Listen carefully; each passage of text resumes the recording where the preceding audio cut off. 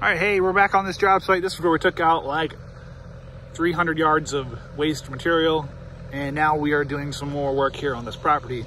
We're gonna be putting up a split railed fence down 2 property lines, down that one there and right there, both running into creeks, keeping foot traffic and ATVs off his property. And here's what the posts look like. They're raw posts, and then the rails are more of a barked split rail. So kind of cool. We're gonna do that. And then we also have to build a new entrance. So this is our construction entrance where we brought in all of our trucks, and we're gonna move it right over here with a nice 30-foot wide opening and all that stuff. So you got the skid loader warming. It is like 32 degrees outside right now. It is beautiful. So let's go get some work done, and hope you guys enjoy.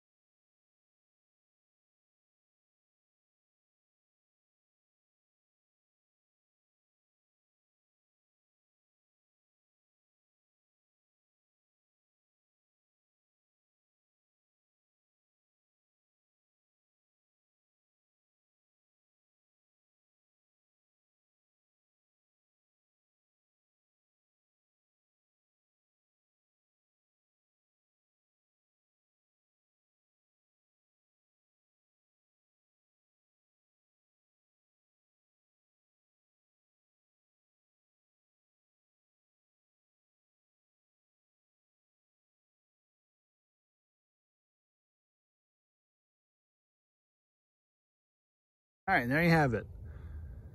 2 loads of surge on here, 3 loads of dirt, plus some dirt I had around there. Probably 4 loads of dirt for our ramp here. So not too bad. Turned out really good. I love how clean it looks after you roll it with that roller. And it just makes, I don't know, I just feel like it makes a better, longer lasting road, but running some rollers over it like that than to not. So anyway, we're on to building the fence now.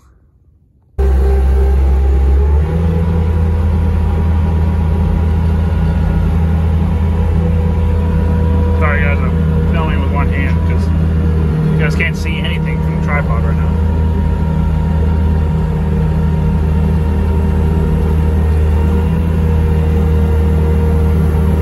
There's some hard shaly rock under here, so you can tell it kind of gets bound up in it.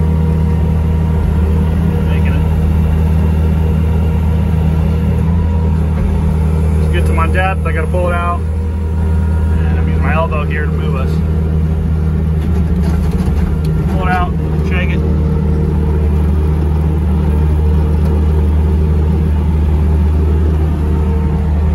Sink it back in the hole. Do it again to get our depth. We got to get about 3 feet out of this. So I got to have just a little bit below the surface there.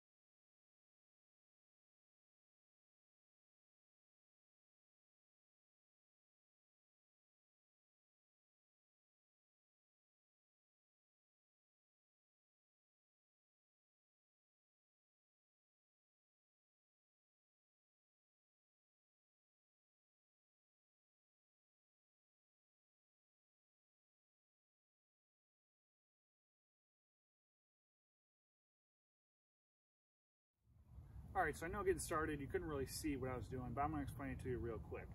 All right, so this hole is 4 inches by 2 inches. And what we're trying to do is put the rails through there and then connect them. That way people can't pull them out together. So like down here at the bottom of the road here, there's an ATV trail that people keep coming across. So what we don't want people to do is be able to pull them apart and just be able to pass right through.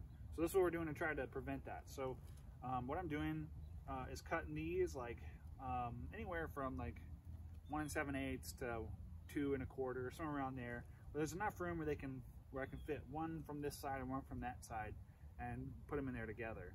So basically I'm cutting them L shape like this, so they come and sit down on top of each other, and then I can take a screw and run it through the top of them right here and make it where they could shift together if they really wanted to, but it's not really connected to the post.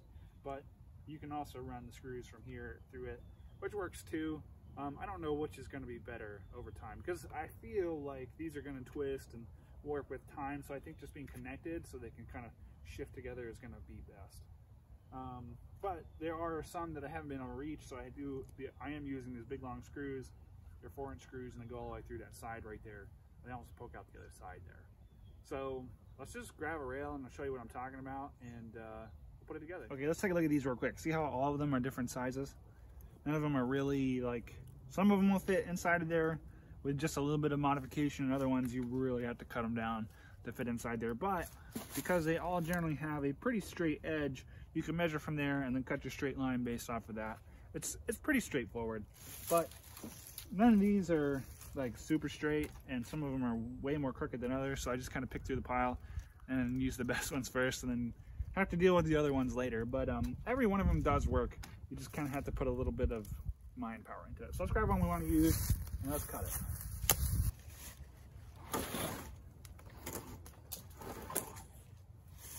All right, so because every post is the same, every hole is the same, we know we can generally get around the same measurement.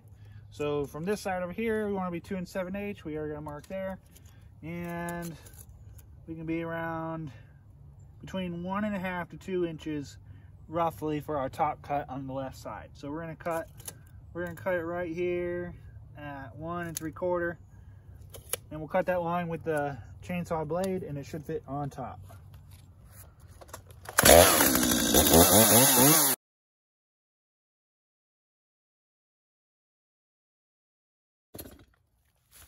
And how do I know how deep to cut? Well, I know my blade is 3.5 inches wide.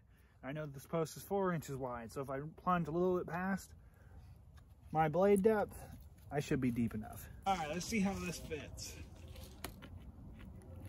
Beautiful, look at that. So now we're gonna plumb this post up and get it pretty close inside of our hole. We're gonna check, make sure our post is always good and over.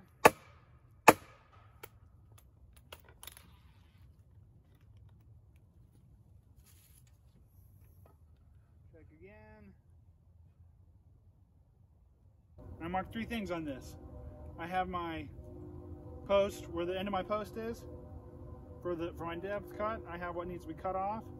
And I have where the top of the rail is, right here, marked by a little center line. Okay, now we move back to our saw table. We're gonna try to set this up where this is the top of our rail again. Some of these are hard to do because they're all wobbly. This one's pretty straight, it's pretty easy to do. So here's what we gotta cut off. This is the top of our rail right here. And so we know that we need to be 1 7/8 right here.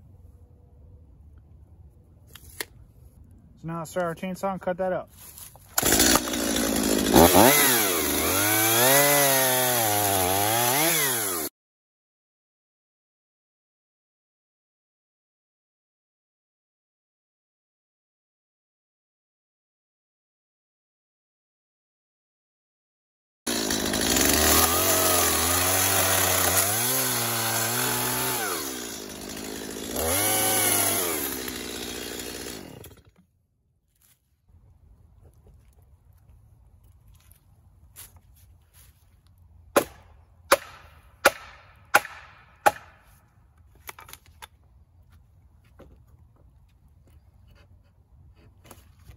Ta-da! There you go. And that's how you put it together. Now, just for the sake of showing you, this is where I put my screw in, right here. I don't drop it on the ground. Put it in right here on the top at an angle.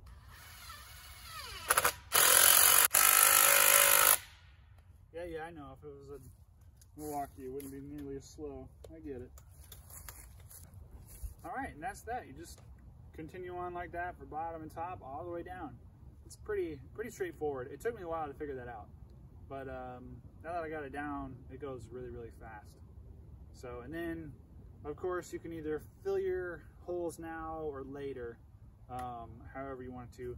But I think what works best for me is, see, I don't know if you can see over there, but those are all out of different height, and it's because I didn't clean out the bottoms of my holes. I just dropped my post in there. But it's been real rainy and it's kind of mucky down there, so I can take the skid loader and I can run a string down along them to get an approximate height where I want them to be. And I can just take the bucket and push them down to the height that I want. So I'm not worried about any of that right now. I'm gonna come back and fill all the holes, and pretty much every like 10 or so I have to fill with gravel and plumb it up. That way if you're pulling on this at all, it doesn't mess it up.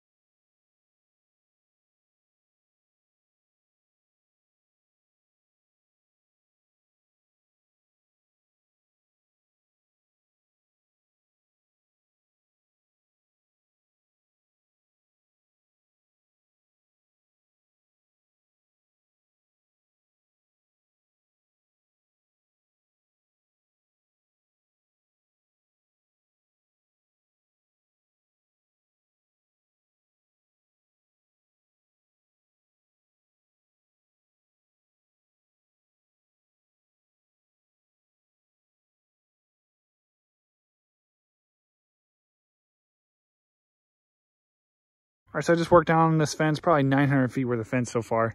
And I put in about a 5-pound box of screws using this regular drill with a 9-amp-hour battery on it and speed 2. And I wish you could smell this thing, bro. It is toasty. It's not smoking, but it's probably close. It is toasty. I set it down on my arm in the crook of my arm to pick something up. I don't know if you can see that. But it left a red mark where it burned me right there, like a little first-degree burn. Burning off all the debris from where I cleaned up the fence line there.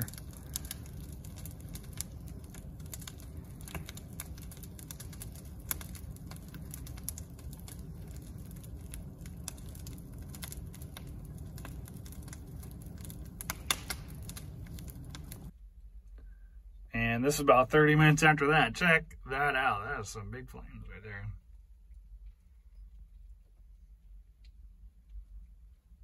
This is the last bit of work we got to do. Putting on the gates here. 2 12-foot gates for a total of 24 feet.